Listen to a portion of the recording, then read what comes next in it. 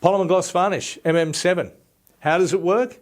What do you use it for and why would you use it? The polymer varnishes are acrylic varnishes. They are permanent, they are archival, they won't yellow, they will remain flexible. The polymer varnishes and medium are one of the most versatile mediums that you could buy to reduce the intensity of colour down for photo image transfer, for sizing for gold leaf. There are a multitude of different things you can use the polymer varnishes for.